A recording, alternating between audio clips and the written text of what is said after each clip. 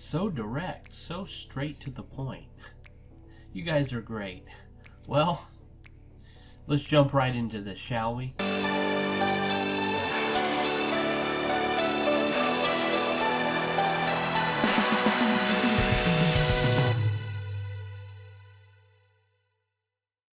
No, I don't have a P.O. box set up yet.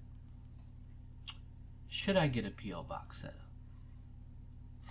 That's the question. Well, I'll tell you one thing. I look at my channel analytics to see, what percentages of people are subscribing and listening, viewing my content. It's telling me that over 75% of you guys are age 50 and higher. So, I'm basically promoting my content to the older generation. So I'm not really concerned about my safety. I'm assuming you are subscribed to the channel because you enjoy my content. You enjoy listening to me as a content creator. And so that's why you've subscribed. So I doubt you would want to try to harm me in any way. But, the younger generation that might hop on this channel that maybe I might be a little bit more concerned with, I doubt that they're going to stick around long enough simply because they don't enjoy the kind of music that we do. I like the oldies. I like the classics. I'm not really into the, hip hop, rap music or the heavy metal, screaming at the top of your lungs kind of music. And so I doubt that, a lot of people that enjoy that kind of music is going to stick around too long on this channel. So, that being said, I may set up a P.O. box sometime in the near future. Also, folks, if you're interested to know, we've got the top 5 geographies of viewership that's either subscribed or views my channel often. Obviously, the United States is topping at almost 50,000, followed by the Philippines, about 27, the UK, much smaller amount, Canada, and then Australia being the smallest. So did you guys see what I just did there? I answered many different topic related questions all in about 2.5 minutes. Okay, moving on. Are you in a relationship? My relationships are off and on. At the present moment, no, I'm not in a relationship. My relationships lately can be described as temporary, casual, non-committal relationships. Simply because I've been burned really bad and so I'm safeguarding my heart. How old were you when you started listening to music? Probably at birth. I don't know. I can't remember that far back. Music has always been in my life. It's just it came to full appreciation real recently when everything happened, and I really changed my perspective. I yearned for the good old days, which brings us to the next question.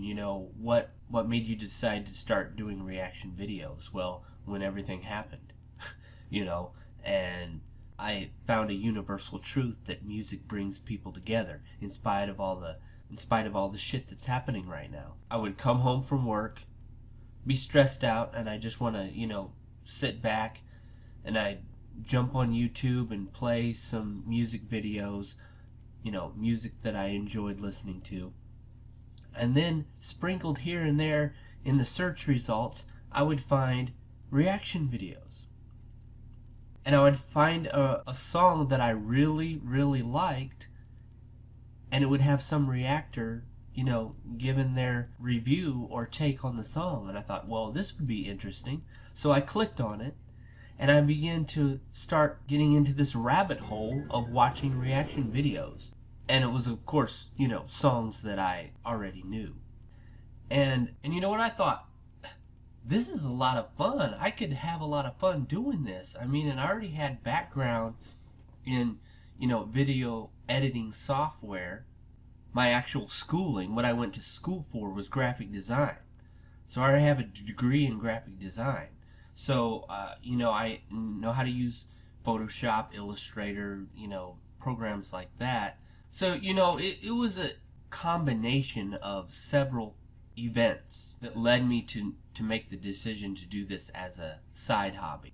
First, COVID hit. Had more time on my hands because I wasn't going to church. I love music, and I have background in video editing and graphic design. And I had already made videos before, in the past. It wasn't for YouTube. Moving on, the most direct question, I just want to jump on this right away and get it out of the way, dealing with religion. I must be giving off those vibes, I don't know. Do I go to church? Am I saved? By the way that question was worded, I'm assuming there's many religions out in the world today, but being saved, that narrows it down to Christianity. I believe that's what the person was directing it as. So in answer to that, I will say this. Back when I was a young lad, many moons ago, I did make that confession. Although many years has passed, and a lot of things have happened. Many things have been done. Many things have been said. Lots of poor decisions and poor choices have been made since that time. A lot of water has passed under, if you know what I'm saying. But I will tell you, the very fact that I haven't given up on myself is a good sign. Because if I haven't given up on myself, then I'm sure God hasn't either. So that's the hope that I hold on to. Then the question, do I go to church? Well, up until March of 2020, when everything went down, yes, I did. So I did go, and it was a funny thing what happened. Our pastor had a blood clot to the brain, and consequently had a stroke. So they airlifted him to the hospital where he could have the kind of care and surgery that needed to be done. He had 2 successful surgeries. Went through rehabilitation, exercise, and he passed all that with flying colors, okay? And if you ask him, simple yes and no related questions, he can nod, yes or no, intelligently. And if you crack a joke, he can chuckle a little bit. But overall, his speech has not returned. And he's a pastor. Go figure. Okay, moving on. What is your favorite color? My favorite color. What is this, preschool? Orange. Simply because it's a sign of change and how seasons change. Like the autumn, the beautiful golden brown orange leaves, as well as the sunsets. Yeah, orange is my favorite color. Okay, do I come from a musical family? Yes, my mother. She knows how to play the clarinet, the violin, the organ, the piano. Yeah, I think I've covered it. Interestingly enough, her mother forced her to take piano and violin lessons, and she absolutely hated it. She would stick little notes in the cabinets telling her, I hate doing this, I don't want to take lessons, blah blah blah. And she would stick those notes in the cabinet for her mother to find. But because of my grandmother's persistence, she is very musically inclined, and she does a lot of events where music is involved. Okay, next question. Which part of America are you from? Well, I don't reside on any of the coastal regions, the east or the west coast. I'm a Midwesterner. Okay, have you ever been to the UK? No, I would absolutely love to visit there, but travel is restricted. And another thing, I love y'all's accents. And you're probably laughing because you feel that I have an accent. Well, I guess it goes both ways, right? But I love your accent. You know who you are that asked me this question. You should send me an audio clip of your voice so that I can hear it. Because I absolutely adore the sound of that. And the fact that you use the word quite as an adjective to describe everything that you're saying. How was your tea? Quite nice, thank you. Quite good, quite good. How was your bath? Quite cold. Are you well, Mr. Darcy? Quite well. And last but not least, folks, we're going to wrap up this Q&A with my favorites. You guys are asking about my favorite TV shows, my favorite movies, my favorite bands. Well, I'll simplify all that by saying that I don't have favorites because there's so much good material out there. And it's just so hard to have an actual favorite. It's like a buffet, like food. You know, I really like green beans, but that's not the only thing that's out there. So that definitely cannot be my entire diet. You know, I consume a lot of different things. You go to a buffet and you sample a little bit of this and a little bit of that and a little bit of this.